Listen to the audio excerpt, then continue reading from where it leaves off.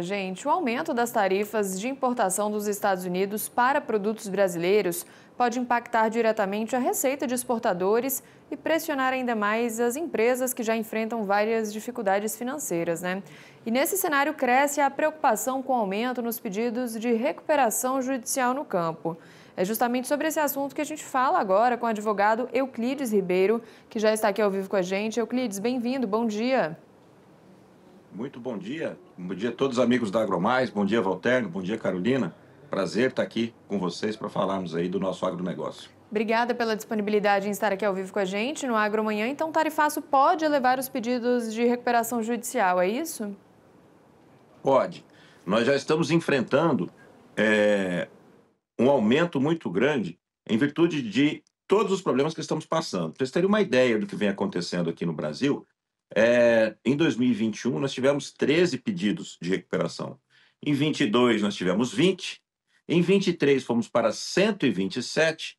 566 em 24 e já estamos em 700 no primeiro semestre de 2025. Tudo isso decorre do o aumento dos insumos que temos passando, o fim da pandemia, que depois nós tivemos um desabastecimento, o que teve o aumento dos commodities, todo mundo começou a crescer, todo mundo começou a expandir, e aí depois tivemos que reduzir novamente em virtude do preço, em virtude do preço dos commodities que caiu. Enfim, tivemos todos esses problemas ao longo dos anos.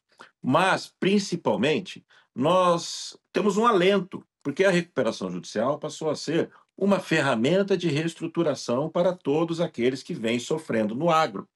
Somando todas as pessoas que fizeram recuperação judicial até hoje do agronegócio, considerando que a lei foi criada em 2021, quando nós tivemos finalmente a aprovação do STJ de que produtor rural é empresário e pode fazer recuperação judicial, nós passamos a ter 1.400 empresas ou produtores rurais que entraram com o pedido de recuperação. E isso representa apenas 0,1% dos 1.400.000 produtores rurais que tomam crédito e produzem no nosso país. Então, nós temos ainda um caminho muito grande para trilhar. E eu me pergunto o seguinte, Carolina, e falo com todo o pessoal do nosso Agromanhã. O que nós vamos fazer com os outros 99,9%? Porque quando nós estamos analisando este 0,1%, nós estamos descobrindo o problema que eles têm. Mas será que esses somente são os que têm problema ou esses estão finalmente tendo acesso à informação, acesso à especialização do direito, dos advogados, dos consultores e daqueles que trabalham com isso, estão vivendo essa situação, sabendo que o pessoal do soja no Mato Grosso está com problema, o pessoal do soja na Bahia, o pessoal do trigo no sul do país, o pessoal da pecuária agora vai ter o problema também com a carne, o pessoal do café também já está tendo, da laranja, enfim. Todos nós estamos sujeitos a essas normais variações de mercado. Mas nos últimos anos, nós tivemos uma grande variação que tem trazido todo esse problema, esse celeuma dos produtores que têm que passar por recuperação judicial. Espero que, do jeito que estamos fazendo aqui, estamos disseminando a informação, permitindo que mais pessoas conheçam o Instituto e entendam que isso é uma ferramenta de reestruturação para que possam os credores receberem também, para que possamos continuar produzindo com o que mais interessa, que é o nosso sol, nosso solo, nosso clima e toda a nossa tecnologia e toda a nossa vontade de trabalhar. Euclides, a gente já vinha com um problema sério que é essa taxa de juro elevada, né? Que 15%. Então, quando você toma um empréstimo, você já está tomando um empréstimo com um risco maior. A taxação ela vem agravar um pouco mais. O governo está dizendo que vai anunciar aí algumas medidas de contingência. Era bom que se incluísse um pouco do... O seguro é essa coisa que a gente está vendo aí, maior dificuldade para poder ter um valor fechado. O governo está com um problema orçamentário. O que sobra para o produtor rural num contexto como esse? O que fazer? Não sobra muita coisa. As leis do mercado não vão permitir que nós tenhamos toda hora um subsídio do governo ou um fundo que possa, um fundo soberano, como eu tenho ouvido aí umas histórias aí. Não, nós vamos conseguir dinheiro com um fundo soberano, cerca de 200 bilhões de dólares que vão fomentar nossa economia. Não existe isso. Se o governo paga 15% para que o meu dinheirinho, uma poupança que eu tenho, uma poupança que você tem, uma poupança que o nosso empresário, profissional, liberal, qualquer pessoa tem uma poupança. O governo paga 15% para que ele não faça nada com aquele dinheiro. Por que alguém vai colocar o dinheiro mais barato do que 15% para tomar o risco do agronegócio, o risco da intempérie climática, o risco da praga, o risco das chuvas, o risco de perder toda a lavoura? Ninguém vai querer tomar esse risco se não for por um prêmio acima de 15%. Então nós temos que pegar dinheiro no mínimo a 20%.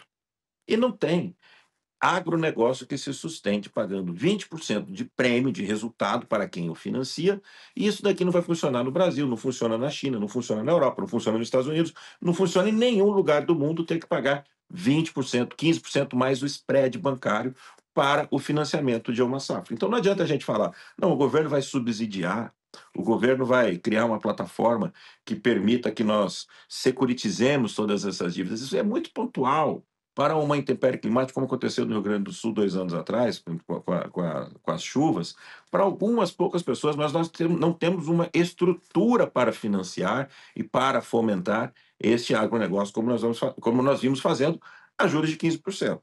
Então, as soluções que eu tenho visto são soluções individuais.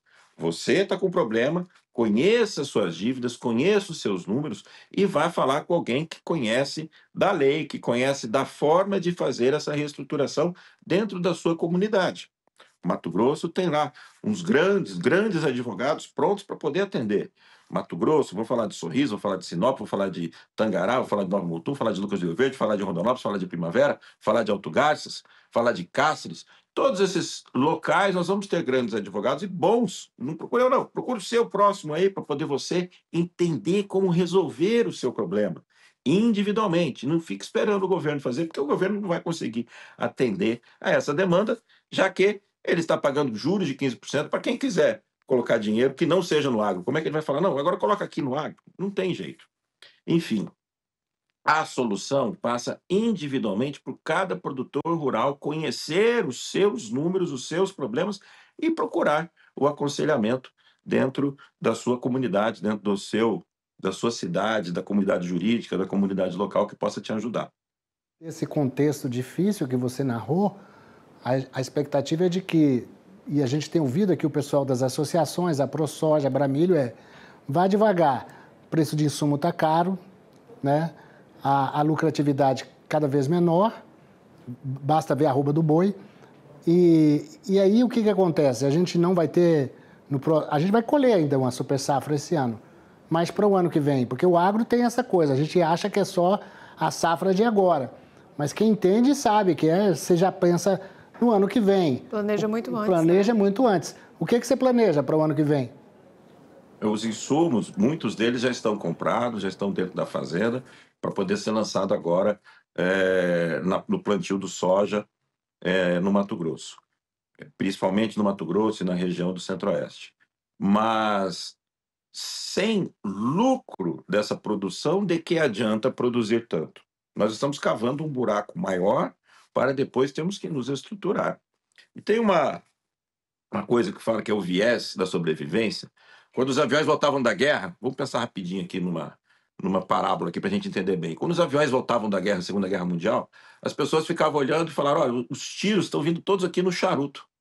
Não tem tiro na asa, então vamos reforçar o charuto. E nós estamos olhando para esse 0,1% e dizendo: os problemas são essas empresas aqui. O problema não são os tiros que pegam no charuto do avião, são os que pegaram na asa e não permitiram nem que o avião voltasse.